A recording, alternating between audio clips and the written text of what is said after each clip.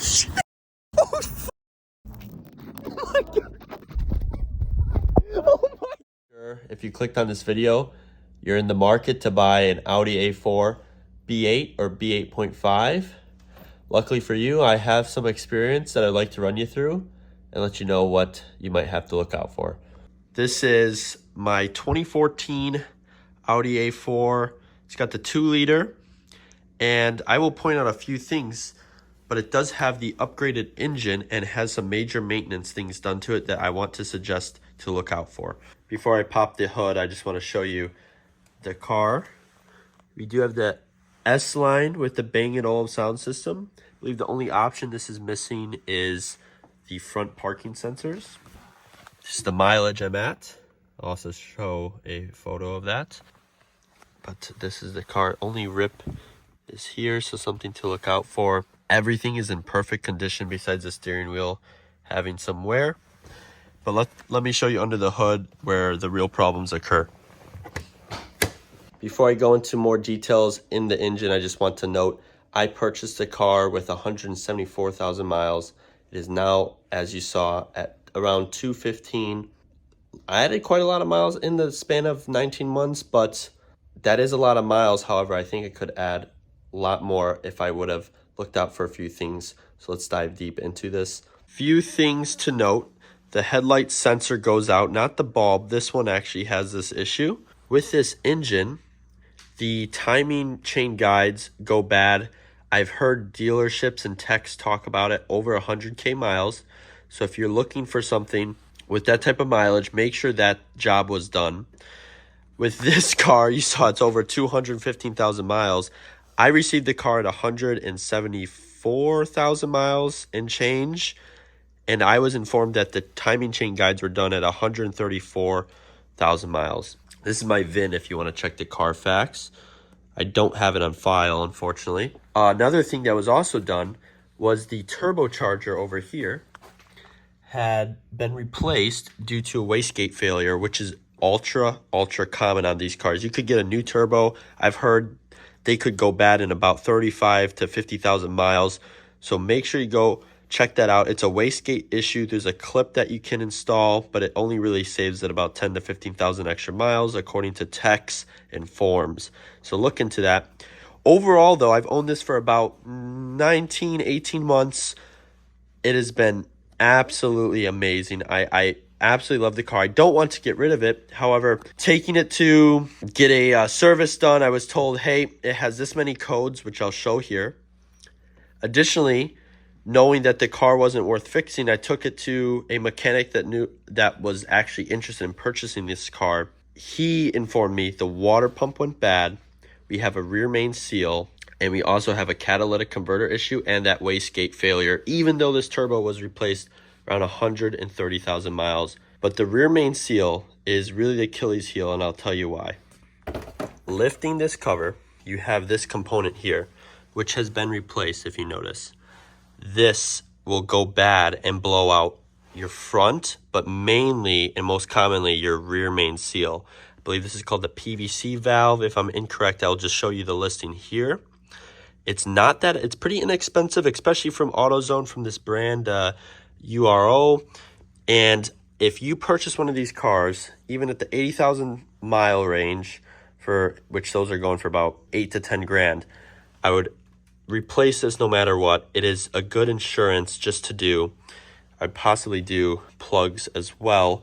But as you can see, this is an updated engine, so you do not get a plastic in-tank manifold. So that is something to look for. I would suggest going with the updated engine such as this. Might save you some small minor issues that the older ones often would have. So my alternator went bad. That was at 200,000 miles. Just make sure that your transmission was flushed at a certain time. If the Carfax says it was serviced at 80 to 100,000 miles, I would maybe get the car and look into flushing it again and replacing that filter.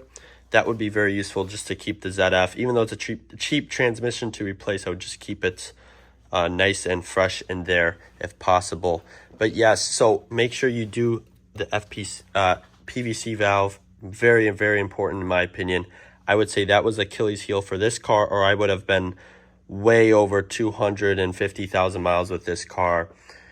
With even the turbo issue, it still performs great because it's more of a boost, not meeting maximum boost issue, not so much the turbo not working. Turbo definitely works, it's just not at full capacity currently. When working on this car, I would not break this. I did. As you can see, it's new. This is a $70 Audi component. On Amazon, you can buy it for about $15 to $20, but don't break it. Serpentine built and made a video on that. Very easy to replace. Oil changes takes me about 37 minutes to do. But yeah, that's the full run through of my car specifically. And I absolutely love it. I suggest these cars, especially under the $7,000 range, as long as you look at specific things to maintain and the mileage, of course. And pardon me, the car is a bit dirty, but just to run you through pricing on this, I did get this car for the value of, I would say, $5,000. I am now trading it in for less than $1,000, but I will, which I'm not happy about, but let me put this clip here from Carfax. Just finished up at the big old CarMax. We're at the Audi. All right, you said what? 3,800. What do you think, Evan? 20,000. 20,000. No, you said 22. 2,200. 2,200.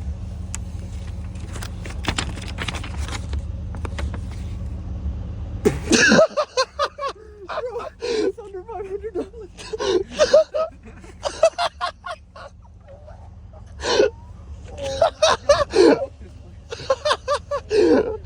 Yes, I apologize for the vertical filming, but very funny. I know I am getting more than that offer, but that's because it's going to good hands, which will keep driving this car and not part it out. So I'm very happy about that. Tires, give or take, you know, these are Michelin Pilot Sports, probably about $1,000, unless you get them on sale, which I did.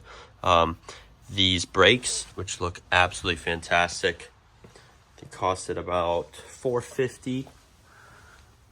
So very, very reasonable. I would say kind of typical for these cars. In the snow, it's absolutely amazing. I'll try to put a clip if I can. I absolutely love this car. I love this spec. I wish I could keep driving it, but let me start it up for you, and so you can kind of hear what a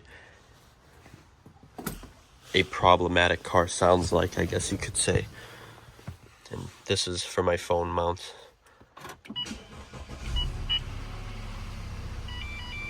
I do have a radar that came with the car. You can see I do have this light.